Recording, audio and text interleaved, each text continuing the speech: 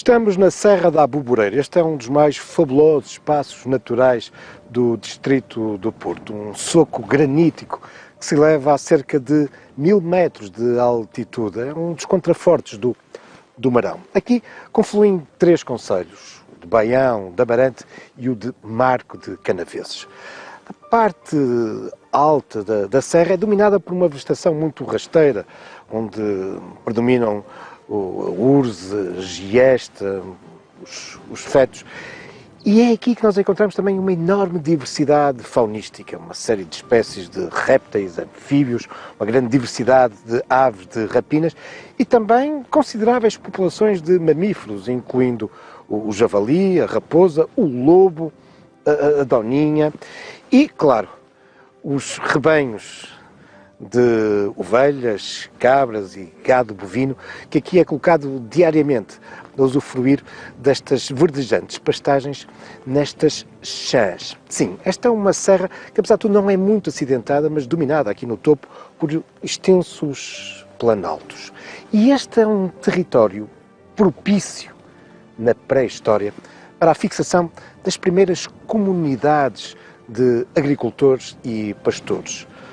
Há aqui na Serra da Aboboreira relevantes vestígios do Neolítico, desde o 5º milénio antes de Cristo. Aliás, é aqui, nestes planaltos, que nós encontramos aquela que é a segunda maior concentração de dólmenes, antas, com as mamoas, os montículos que originalmente os cobriam, do norte de Portugal.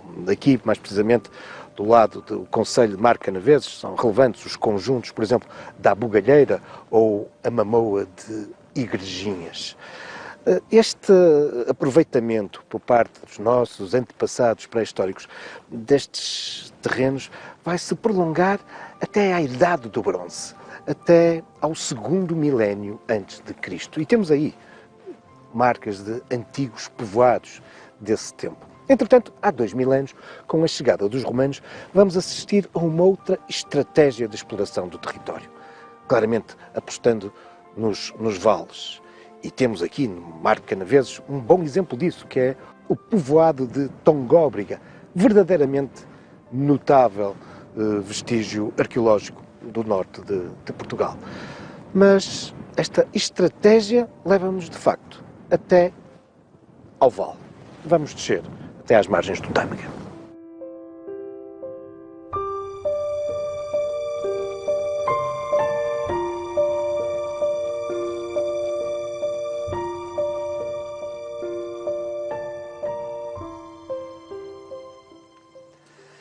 A herança romana nesta região, particularmente no que diz respeito às estratégias de povoamento, muito centrada nos vales e no adensar da produção agrícola, beneficiando destes terrenos bem irrigados, solos espessos. Essa herança, dizia-vos, vai se prolongar muito para lá da queda do Império Romano durante muitos séculos. Em boa verdade, até aos dias de hoje.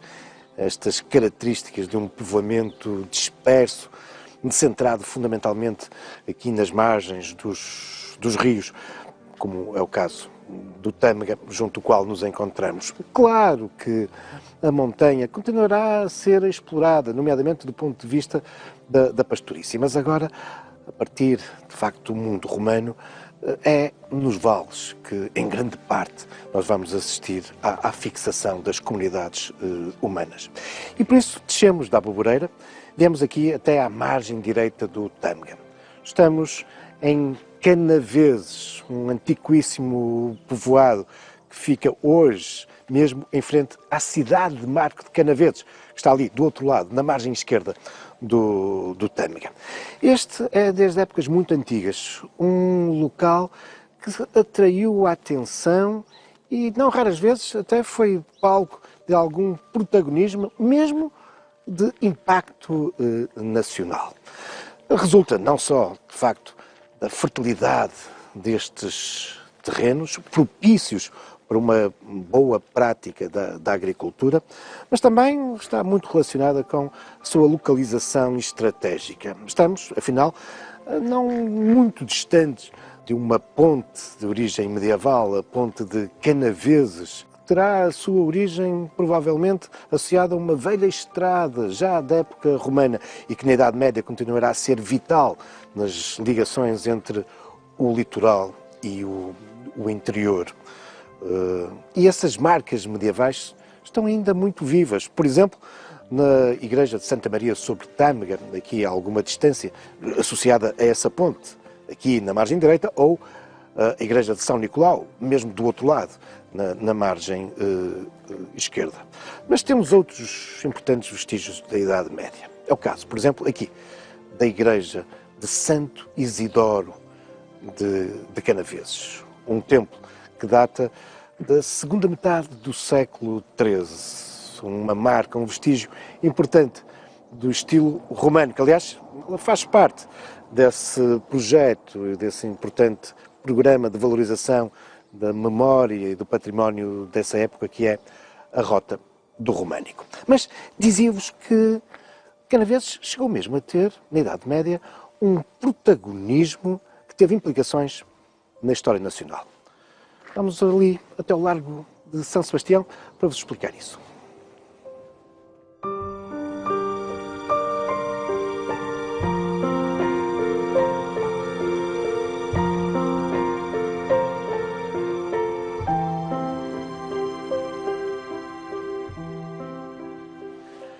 Estamos agora bem no centro de Canaveses, no Largo de São Sebastião, com esta sua fonte, mas também com a capela que dá o nome ao largo, de evocação a esse santo. E é aqui, mesmo ao lado da capela, que encontramos também um imóvel que, segundo a tradição, terá sido o lugar onde, em 1355, a 5 de agosto de 1355, foi assinado as Pazes de Canaveses.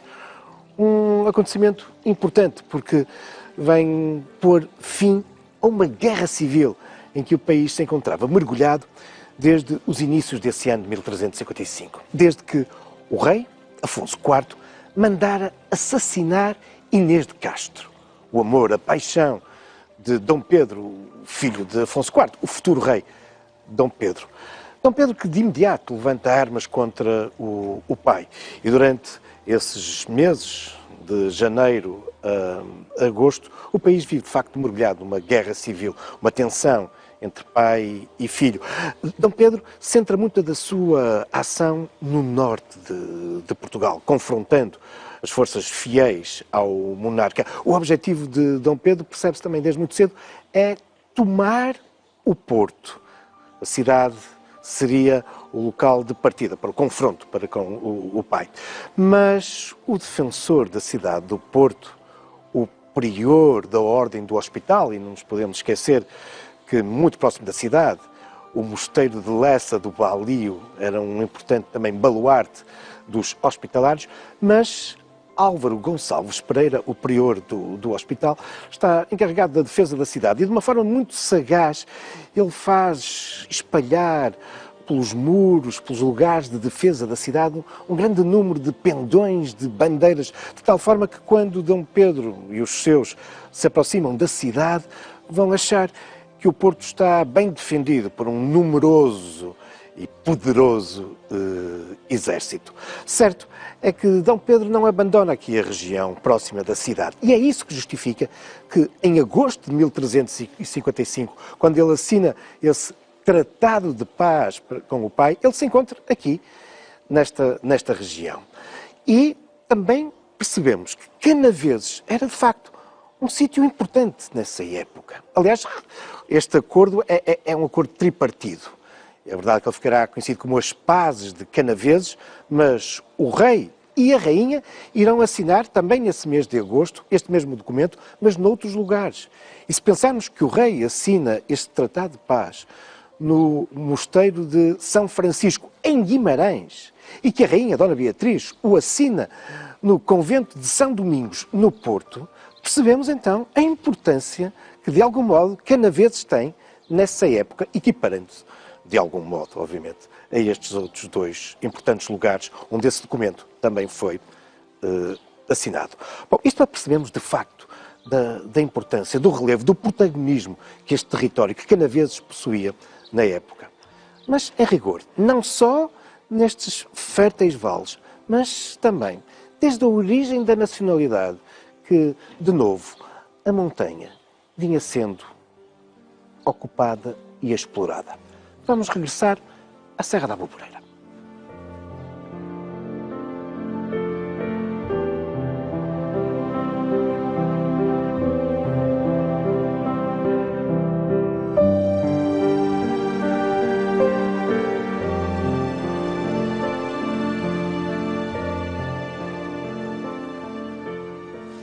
De regresso à Serra da Aboboreira, encontramos-nos agora em Soalhães, mais precisamente no interior da sua igreja, a Igreja de São Martinho de Soalhães. E apesar de o seu interior ser dominado por um ambiente barroco do século XVIII, a verdade é que a igreja tem origens muito anteriores, que se alicerçam na Idade Média. E isso é evidente, por exemplo, aqui no altar-mor, neste túmulo datará da transição do século XIII para o século XIV. Mas, se olharmos para este templo, que se encontra classificado como Monumento Nacional, no seu exterior, bom, quer nas laterais, quer especialmente na sua fachada, apercebemos bem dessas marcas do românico e do gótico, que nos fazem perceber que estamos perante um monumento medieval.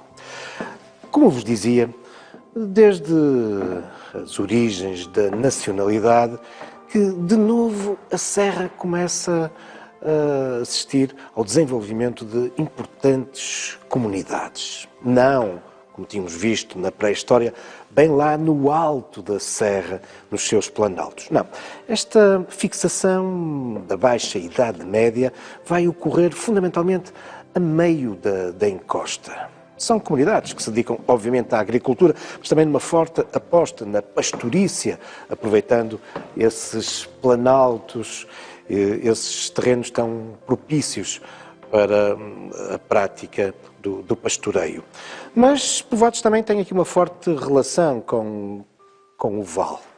E são terrenos e territórios que, não raras vezes, vão alimentar a cobiça, o interesse da nobreza.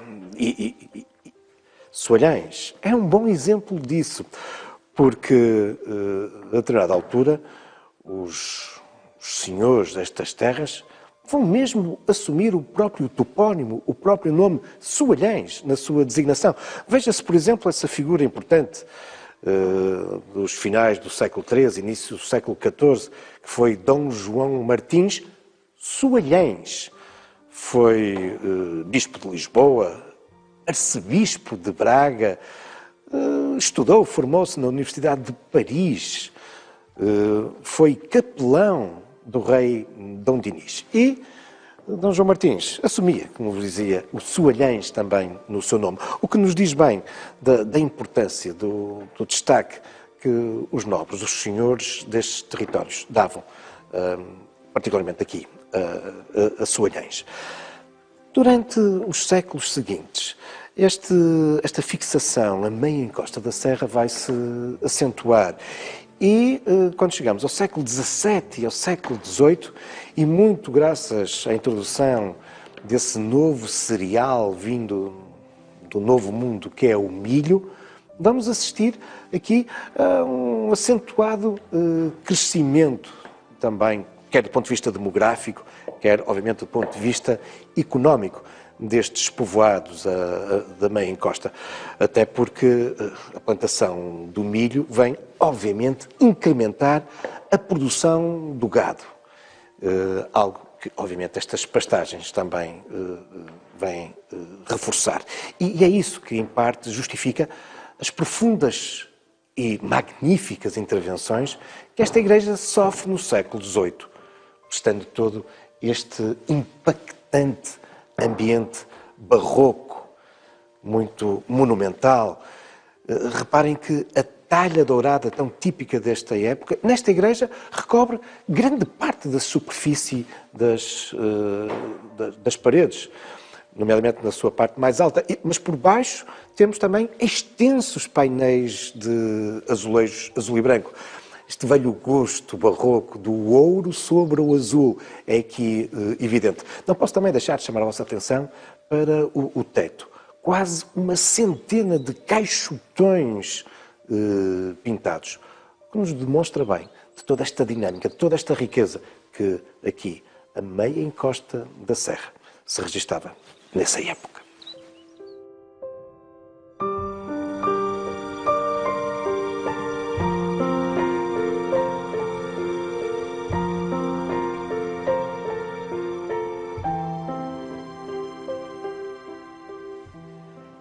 Esta dinâmica em torno do povoamento a meia encosta, que se vai acentuando com o passar dos séculos e que de algum modo tem esse corolário no século XVIII, tão materializado como vimos por toda aquela monumentalidade, por toda aquela riqueza do interior da igreja de Soanhães, em boa verdade, de algum modo havia sido já reconhecida logo após a Idade Média, muito em torno, por exemplo, de facto desse polo importante que era Soalhães. Isto porque em 1514 o rei Dom Manuel atribui foral à povoação. Era um claro reconhecimento da importância dessa localidade, mas também, afinal, da dinâmica destas comunidades da Serra. Um reconhecimento que dá também alguma autonomia. Aliás, Soalhães será sede de um concelho até meados do século XIX, até às reformas administrativas do período liberal, mais concretamente até 1852. Soalhães é de facto um concelho autónomo e por isso, e também na sequência do foral de 1514, tinha o seu pelourinho, tinha e tem. É um imóvel classificado e que nos evoca de facto esse estatuto de autonomia também administrativa de que gozava Soalhães. Mas, quando de facto chegamos a meados do século XIX, a perda desta autonomia vem afinal sublinhar uma nova tendência em relação a este povoamento na Serra. É verdade que ainda nos inícios do século XIX, esta serrania continuava a estar extremamente povoada.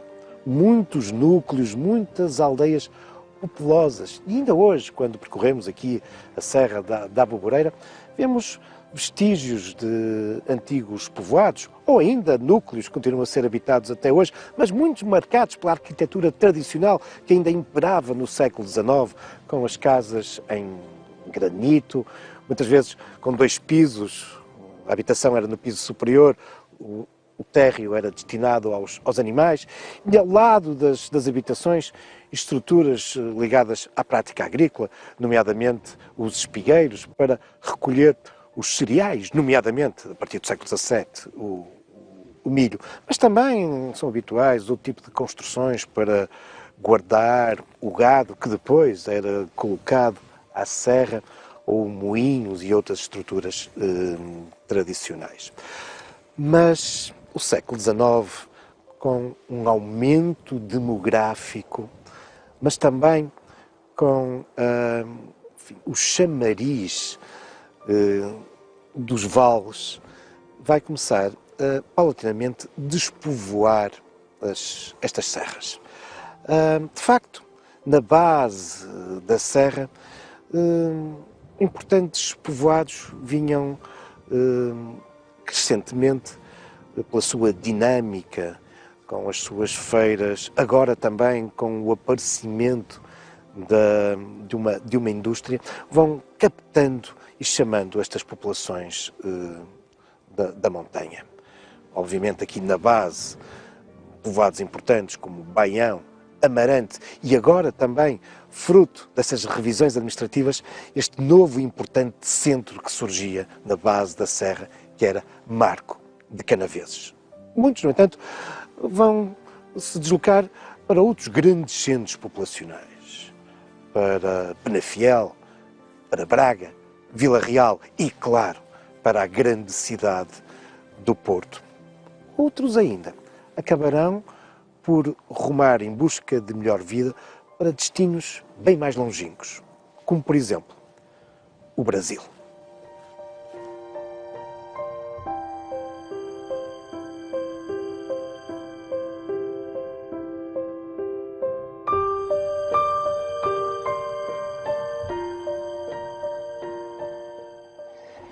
Encontramos agora no centro da sede do Conselho, a cidade de Marco Canaveses, e é aqui que podemos observar um monumento que evoca esse fenómeno que marcou tanto este território desde as últimas décadas do século XIX até à década de 70 do século XX, a imigração.